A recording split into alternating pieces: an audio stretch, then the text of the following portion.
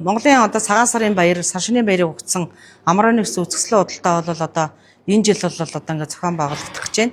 За энэ жил одоо 1 сарын 17-наас 2 сарын 17-ны хооронд одоо бүтэн сарын хугацаанд одоо зохион байгуулагдана гэсэн ийм одоо төлөвлөгөөтэй ажиллаж байна.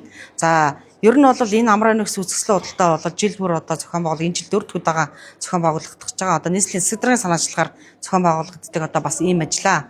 За энэ ажлын одоо онцлог гэвэл ер нь бол одоо яг сар шинийн баяраар одоо Монголын одоо цагаан сарын баярыг одоо монголчууд ингээд айл болгон хийдэг учраас энэ дээр 21 аймаг 9 дүүргийн одоо бүхий л одоо гар урлаач за тэгээ үндэсний бүтээгдэхүүн үйлдвэрлэж байгаа жижиг дунд бизнес эрхлэгч нар за компаниуд ч гэдэг юм ингээд бүхий л одоо Монголд үйлдвэрлэлийн чиглэл бүрээр явуулж байгаа бүхий л хүмүүс одоо энд оролцдогоор онцлог.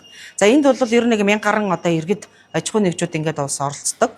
За нийтдээ бол 50 гаруй одоо нэр төрлийн бүтээгдэхүүнээр оролцдог ийм одоо брэнд ажил болж явж байгаа.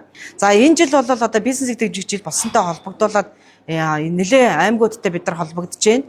За мөн иргэдтэй ч гэсэн одоо 9 дүүрэгтэй одоо код тоо өгж энэ одоо их найд соёолж моолн гэсэн энэ худалдааны төвтэй бол гэрээ хийгээд одоо уламжлалт ёсороо бол энэ үзэсгэлэг зохион байгуулах гэж байгаа. За энэ дээр нэмэлтээр 9 дүүрэг тос бүрдээ амрын нэгс үзэсгэлэн худалдааг бас давхар зохион байгуулна. Яагаад гэвэл иргэдийн одоо нөгөө нэг хүртээмжийг борлуулалтыг нэмэгдүүлэх.